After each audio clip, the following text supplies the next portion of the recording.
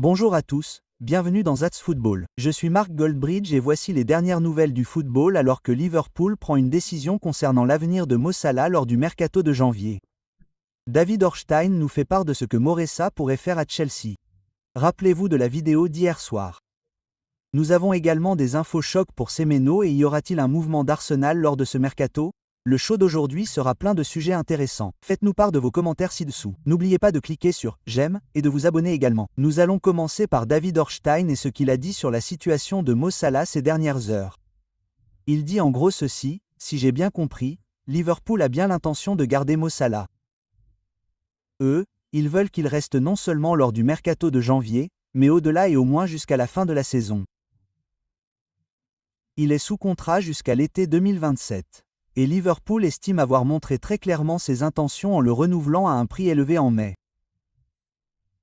Je pense qu'il pense que Salah et son désir d'être assuré de jouer régulièrement ont joué ce rôle, et ce n'est pas quelque chose qu'un club, et certainement pas Liverpool, malgré son statut légendaire, serait prêt à offrir. Donc, en fait, ils disent que la balle est de nouveau dans son camp, qu'il doit décider de ce qu'il veut faire ici. S'il veut vraiment partir, va-t-il faire des propositions? Donc, Liverpool dit en fait, nous voulons le garder. Nous voulons le garder au moins jusqu'à l'été. Notre intention est que Salah joue mieux s'il veut être titulaire, et nous n'allons pas simplement le laisser commencer comme s'il était plus grand que le club. Si Salah n'est pas satisfait de cela, alors il doit se manifester et leur dire ce qu'il veut faire. Donc, la situation de Liverpool là-bas, telle qu'elle a été décrite par David Ornstein, est très mature. C'est une situation très liée au club. C'est une très bonne situation, je dirais. Vous savez, cela ne veut pas dire que Salah ne peut pas partir, mais il doit le faire. Ils disent, écoutez, nous ne vous forçons pas à partir. Nous disons simplement que nous voulons faire tourner l'équipe lorsque vous ne vous en sortez pas très bien, comme le ferait n'importe quel grand club, et si vous ne pouvez pas gérer cela, alors vous devez faire des propositions parce que, soyons honnêtes, la réaction de Salah après le match contre Liverpool était de dire que le club le forçait à partir, ce qu'il a effectivement dit. Le club dit clairement que ce n'est pas le cas. La concurrence pour les places, jouez, ne jouez pas, vous ne le ferez pas, mais nous ne cherchons pas à vous vendre en janvier. Alors, comment cela va-t-il se passer? On dirait que la balle est de nouveau dans le camp de Salah. Quels sont vos sentiments? Les miens sont que je pense que Mo Salah pourrait bien se retrouver à jouer pour Liverpool à la mi-janvier ou à la fin janvier. Et, il pourrait bien se retrouver dans l'équipe et en sortir entre cette date et la fin de la saison, puis partir cet été. C'est certainement un peu triste de voir Mo Salah partir en janvier au milieu d'une saison après la carrière qu'il a eue. Mais ça dépend de ce qu'il a dans la tête, parce que s'il esquive en disant que c'est le club qui le force à partir alors qu'il veut vraiment partir, alors vous savez qu'il s'est déjà exprimé une fois. C'est peut-être juste pour le moment, vous savez, il y a une sorte de trêve, mais ça pourrait recommencer. Donc on va surveiller ça. Il y a aussi des trucs autour de Liverpool. Kanat pourrait signer un nouveau contrat bientôt. Liverpool n'est pas encore là et est content de partir en janvier. Mais bien sûr, ça lui permet de parler à des clubs en dehors de la Première Ligue, peut-être le Bayern Munich ou le Real Madrid. C'est intéressant de voir ce qu'il advient de Kenate. Va-t-il suivre la voie de Trent ou va-t-il signer un contrat comme Salah et Van Dijk l'ont fait ces derniers mois? Dites-moi ce que vous en pensez.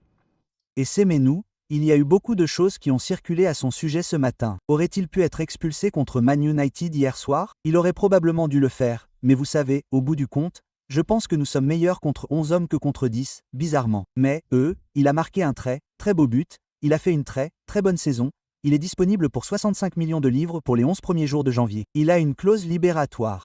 Quelqu'un va-t-il l'activer? Cela vaut-il la peine d'activer la clause libératoire? Apparemment, Manchester City et Manchester United sont fermement dans la course pour le recruter, selon Sky Sports ce matin, et ont rejoint les Spurs en tant que favoris pour l'obtenir. 25 ans, 65 millions de livres, Première Ligue, il a fait ses preuves et certains disent que Man City, certains initiés pensent que l'équipe de Pep Guardiola est désormais le plus sérieux prétendant à sa signature avec City United et les Spurs. Bien que Liverpool soit toujours en retrait également selon cet article de Sky Sports. Je pense juste que vous avez ici un joueur qui fait manifestement une très bonne saison. Visiblement disponible à un prix raisonnable quand on pense que c'est ce que Man United a joué pour Kuna. C'est ce que Man United a joué pour Bournemouth. Donc le prix n'est pas donné, mais pas extrêmement cher non plus. Je pense qu'il sera un peu moins cher cet été, peut-être 5 millions de livres. Est-ce que quelqu'un va activer ça? Le feriez-vous? Je veux dire, je ne pense pas que Liverpool soit le meilleur choix, car je pense que Liverpool joue avec de la largeur et je ne pense pas qu'ils en aient assez. Manitoba City, Je pourrais le voir bien faire à Man City, mais ils ont déjà beaucoup d'options sur les ailes. Mais est-ce que vous pourriez voir Savio ou Sabinho aller aux Spurs et ensuite Semenou aller à Manchester City? Ce serait assez intéressant, je suppose. Mais je pense que ce serait très intéressant. Je pense que ce sera le cas pour le début du mercato et nous verrons ce que cela donnera. Cependant, je voulais vous demander si vous pensez qu'Arsenal doit faire quelque chose pendant le mercato. Nous avons vu qu'ils ont eu beaucoup de blessures cette saison, beaucoup plus que d'autres ne semblent en avoir. C'est une saison cruciale pour Arsenal. Aleta et Man City ont l'air très bien en ce moment, et ils sont si proches d'eux, et on a l'impression que Pep Guardiola a en quelque sorte entraîné son équipe au fil des ans pour qu'elle soit très bonne en seconde partie de saison. Cela pourrait donc être un peu inquiétant pour Arsenal. Ils ont eu un très bon mercato estival et on ne s'attendrait pas à ce qu'ils aient besoin de se lancer sur le marché. Mais est-ce que cette course au titre avec City et à quel point c'est important pour eux, est-ce que cela les incitera à partir? Vous savez quoi, il vaut mieux prévenir que guérir. Je ne sais pas. Cela dépend de leurs points faibles. Je pense que si tout le monde est en forme et qu'ils ont une très bonne équipe, mais Arsenal, regardez, janvier est une opportunité pour eux. Je pense toujours qu'Arsenal est le favori, mais si Man City va chercher quelques joueurs pour compléter son équipe, ça fera presque 3 points de plus, n'est-ce pas? C'est notre intention, et regardez, Arsenal doit remporter le championnat cette année. Je ne dis pas qu'Arteta sera viré s'il ne le fait pas, mais est-ce qu'ils gagneront le championnat s'ils ne le gagnent pas cette année? C'est une énorme chance pour Arsenal. En parlant des managers, je voulais vous parler de Moreira. Il y a eu une vidéo que nous avons faite hier sur cette explosion de colère de Moreira. Eh bien, voici ce que David Ornstein avait à dire.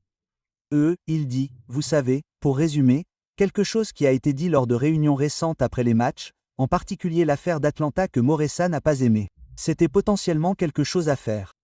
On s'attend à ce que Moreira continue à faire ses commentaires publics avec une mauvaise opinion. Rien ne laisse penser que sa position est mise en doute et ils l'ont toujours soutenu. Chelsea n'est pas dirigé par un entraîneur. Ils sont dirigés par un club et les directeurs sportifs contrôlent tout. Moreira a décidé d'engager Jorge Mendes, l'agent, plus tôt cette année pour le représenter. C'est peut-être une vision de l'avenir, c'est-à-dire peut-être chercher un autre club.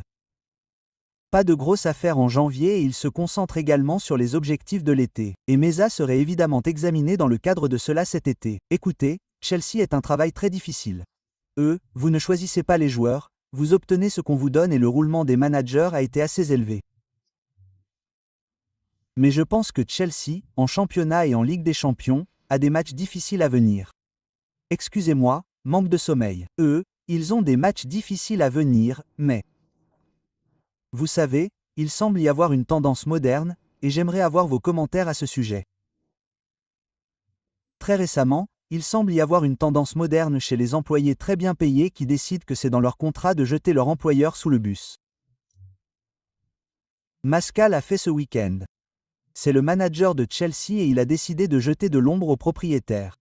Nous avons vu Salah le faire après le match d'ouverture et nous avons vu Bruno Fernandes le faire. J'en parlais ce matin sur United Stand et il a fait cette interview où il a dit en gros que les propriétaires essayaient de me vendre. Et vous savez, ça fait les gros titres et ça fait beaucoup parler.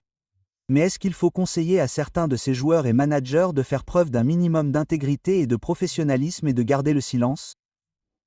Parce que, oui, cela crée des conversations et des débats, mais ce sont des employés rémunérés au bout du compte, ils sont très bien joués et ils occupent des postes très privilégiés.